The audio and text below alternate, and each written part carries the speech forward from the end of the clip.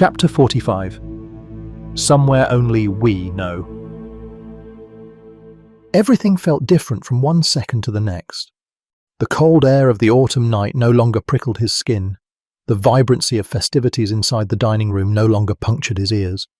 And the sorrow that lingered after his conversation with King Ephra no longer occupied his heart. He was strangely at peace with himself, as if he had been removed from all worldly matters and simply drifted along some kind of unseen current. It was a feeling eerily similar to what he had always felt inside his own shadow realm, but somehow better, more complete. "You may open your eyes now," Maya said. Her voice was clear and warm like a summer sky, but simultaneously delicate and fragile like the clock of a dandelion. Cato did as he was told and slowly opened his eyes. He didn't understand what came over him, but immediately found himself succumbing under a tidal wave of emotions. His heart felt heavy in his chest, pounding on his ribcage like a prisoner rattling the steel bars of the cell. Tears were flowing down his cheeks in streams that refused to be stopped. He felt weak at the knees, completely drained of all energy. And yet, he couldn't stop staring at the overwhelming beauty with a wondrous smile plastered across his face like a sickle moon. "What is this place?" he murmured under his breath. He felt small and insignificant, but profoundly at the centre of everything within his sight. He stood in a place that was dark but vividly colourful at the same time. The sky was a velvety cloth of black, purple, and pink, specked with countless iridescent dots that seemed to pulsate to the rhythm of his heart. A handful of colossal celestial bodies sailed across the sparks like whales in the ocean, calmly meandering among a shoal of fish. They looked similar to the moon he was familiar with, but many times bigger and much more colourful. The floor he stood on was the surface of a still lake, perfectly reflecting the spectacle up above like a polished mirror.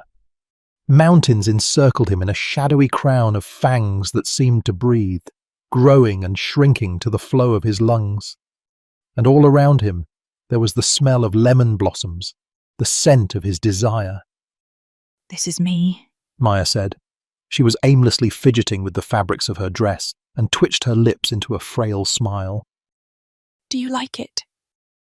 "Like it?" He forced himself to remove his eyes from the cosmic masterpiece and only then noticed how vulnerable she stood before him. He inched closer to her and brushed the goosebumps from her arms. "Maya, I have never seen anything so magical. This is absolutely breathtaking.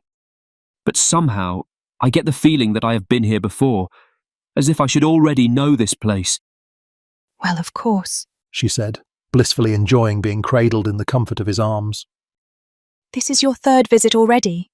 Don't you recognise it?" "My third visit?" Maya laughed.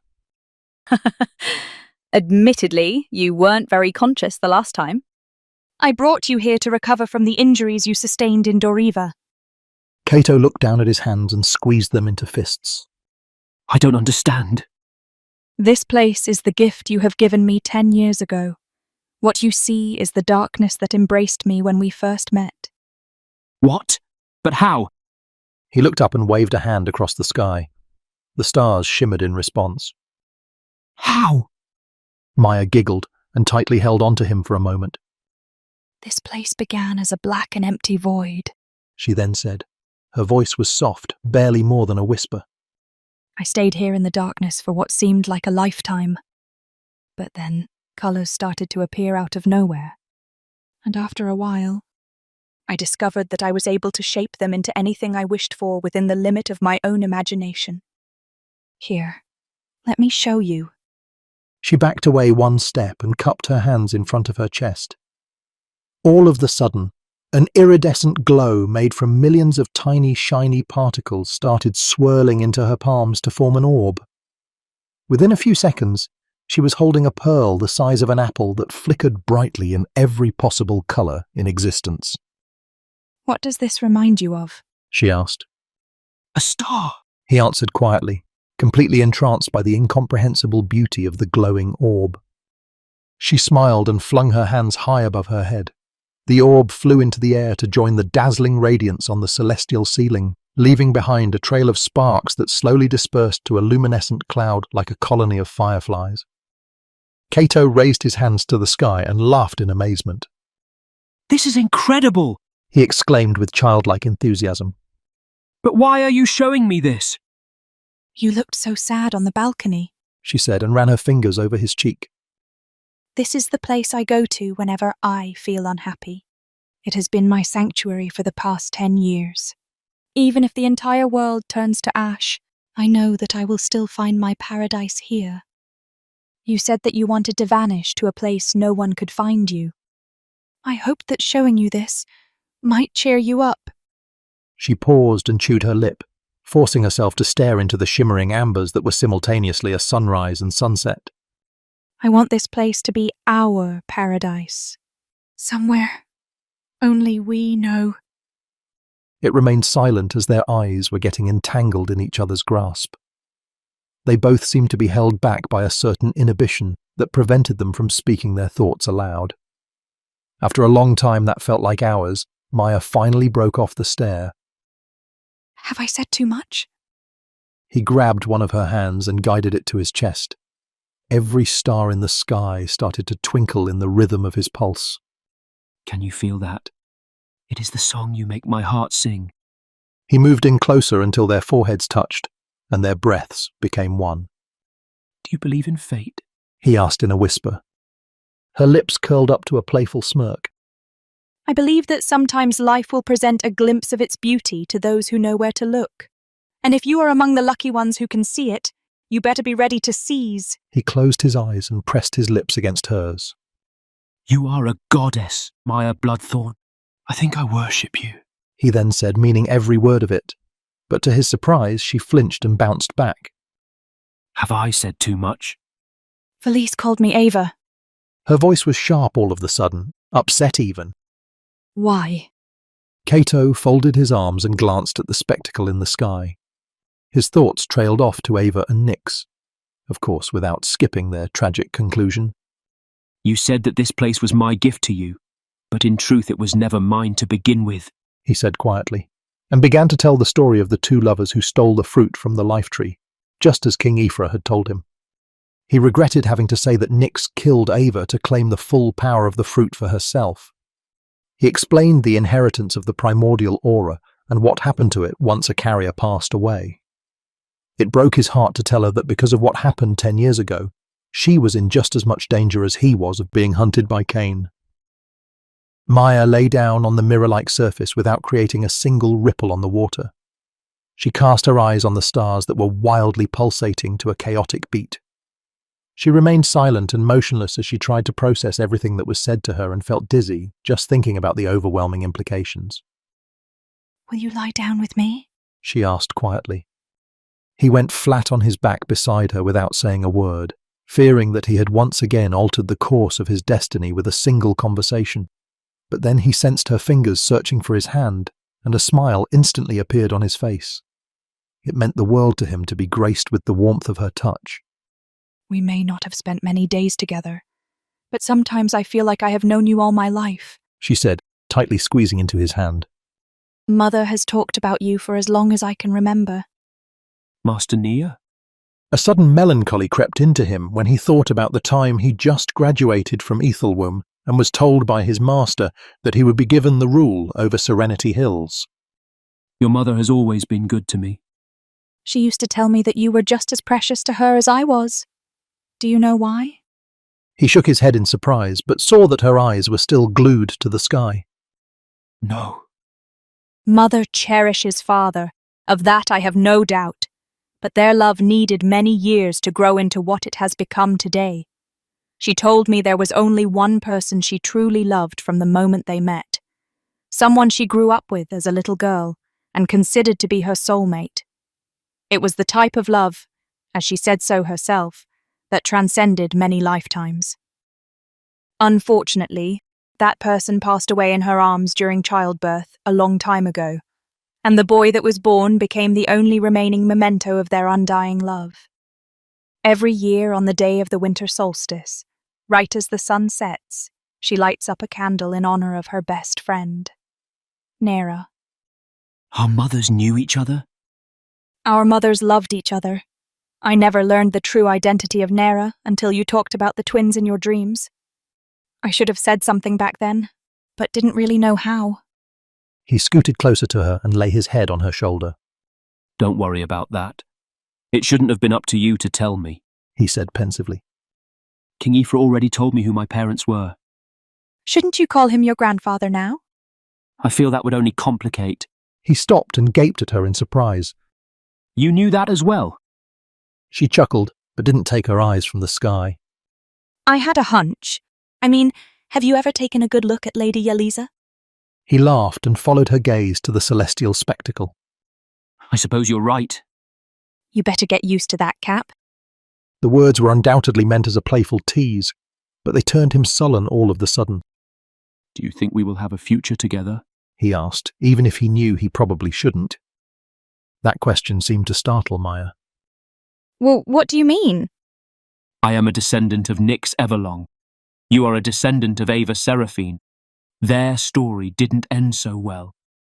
She remained silent for a while before waving her hand across the sky. Every single star responded to her command with a brilliant display of kaleidoscopic bursts, turning the celestial ceiling into explosive flashes of every imaginable colour. It hurts just to think of a future where we wouldn't be together. You asked me if I believe in fate, and right now I'm telling you that I do. But fate only has a chance of becoming reality for those who dare to embrace it. Ava loved Nyx more than anyone could understand. A love so intense that it transcended many lifetimes and eventually found its way to us. But I am not Ava and you are not Nyx. You even returned what Nyx took from Ava. That alone tells me that our destiny will be different. I have never been so certain of anything before. She finally turned her head and stared at him with tearful eyes that reflected the shimmering of every explosion in the sky and on the lake. We belong together. 3 small words, he said in a fragile little voice that was only held together by a desperate will to express his adoration for her. No one had ever come close to making him feel the way she did. No one. He needed her to hear the words that he had always avoided saying to Aisha. Life was showing a glimpse of its beauty, and it was up to him to seize it. I love you. Maya immediately rolled over and smoothly climbed on top of him with a wicked smile smeared across her face. Oh, I know. She said, and lowered her head to get a taste of his lips. And I love you. It felt so right finally being able to say it out loud and in person. I love you. I love you. I love you. She said again and again, just because she could. Her tongue entered his mouth in a passionate kiss that was driven by an unstoppable desire. She was laughing and crying at the same time as she completely surrendered to her emotions. Kato was overwhelmed with joy, but that feeling swerved in the opposite direction when his dark aura suddenly rose out of his body like a pillar of black smoke from a pyre. He quickly pushed Maya off him and stumbled back a couple of feet, creating ripples on the water that shattered the harmony of the mirror-like surface. His eyes widened in sheer horror. The dark companion that was locked up inside was forcing its way out of confinement, and he could do nothing to stop it. I don't understand, he said, utterly succumbing under panic. It is all right, Cap. Don't be frightened. Everything is all right. Maya said and hurried to her feet. Just breathe. Please. He kept backing away from her, but she kept closing the distance. Why now? This isn't supposed to happen. Don't come near me, Maya. I don't want to hurt you. Stay away. I can't. Stop it. Then don't.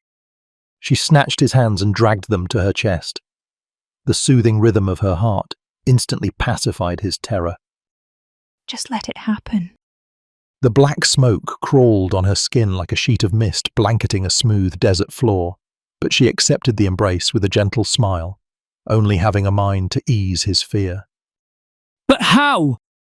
Everything is perfect just the way it is, she said with her eyes closed, willingly allowing the black aura to caress her. I feel Nyx longing for the touch of her eternal lover. I feel Nera introducing herself to the daughter of her soulmate. I feel you yearning to be with me. The words touched him in a way he had never felt before. It was as if the curtains of his heart were ripped open for the very first time, and he finally allowed himself to be graced with the comforting rays of the sun. A single flicker of light, no matter how small or dim, was all it took to erase the totality of his darkness. He let go of his inhibitions and surrendered to the desire of his aura. A colossal shadow erected from his body and rose to the kaleidoscopic ceiling. Immediately the air turned heavy and dense, crushing the moon-like spheres into dust. All colours in the sky began to whirl into a vortex, and like water through a funnel, they poured into the dark figure until everything turned to black. No! What have I done? Your sanctuary! I'm so sorry! Maya lay her head on his chest.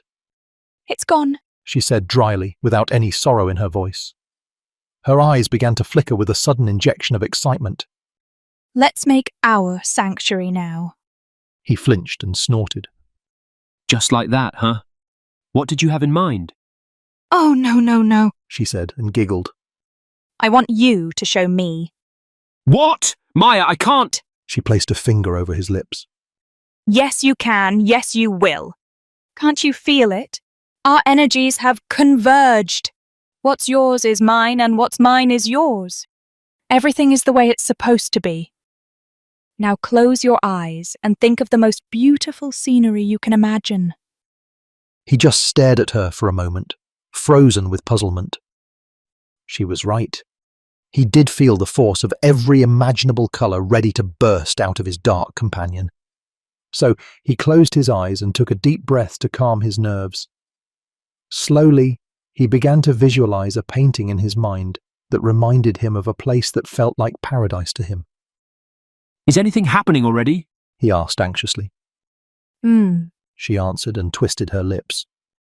Maybe you should describe it in words. It helped me when I first started. Cato grunted and felt his cheeks redden. He took another deep breath and opened his eyes to stare at Maya. The sight immediately made him smile, and she automatically smiled back. Okay, here goes. I want to stand on top of a cliff with an endless field of green at my back. In front of me, the sun is setting but still hovers above the horizon, turning the sky into a silky cloth of gold. Beside me stands a lone tree, proud and majestic, with bronze bark and a gleaming canopy. Below the cliff I'm standing on, I see the clear waters of a calm sea in the colours of an aquamarine gemstone. All of the sudden, his dark companion inflated to a bloated corpse until it started to burst. From its punctured body, colourful beams shot across the sky and converged into a golden disk. Blades of grass sprouted from underneath his feet and stretched behind his back like an endless cape of vivid green, dancing on the waves of the wind. The black void in front of him shattered like tinted glass, crumbling to obsidian chunks and tumbling to the bottom until it splattered to a sea of aquamarine gemstones. The ground next to him cracked open, and from the fissures rose a bark, like two twisted, interlocked hands made of bronze. The leaves on its branches shone like precious coins in the gilded sunset. Cato laughed in disbelief, feeling somewhat embarrassed by his creation. Of all the places he could think of, it was Serenity Hills that spoke to his heart the loudest. Sorry I'm not more imaginative. It is perfect, Maya said with a wholehearted smile. Her eyes shone brightly in the colours that were all around her. my ancestral home, the sacred land of the Seraphines. Is it all right if we just stay here for a while? He asked, closing his arms around her waist. We can stay as long as you like. She answered softly with her eyes closed, thoroughly enjoying his affectionate touch. But you know, tomorrow is the winter solstice. His eyes rolled up as if searching for some hidden information. I guess you're right. He said, not understanding what she was trying to say. Your birthday? Oh, not that I ever celebrated it before. But for orphans like me who never knew their parents, the date of birth we were given coincides with the first day of a new year. His cheeks reddened and he lowered his eyes to hide his shame. It's easier for everyone to remember that way, I guess. That won't do, Cap. That won't do at all. We need to set that straight right away and make up for all the times you haven't properly celebrated your birthday. Did you have anything specific on your mind? He asked teasingly and ran his fingers along the curves of her body. The dangerous placement of her hand already answered his question. Happy birthday. She said and let her dress slide down to her feet. My present. To you.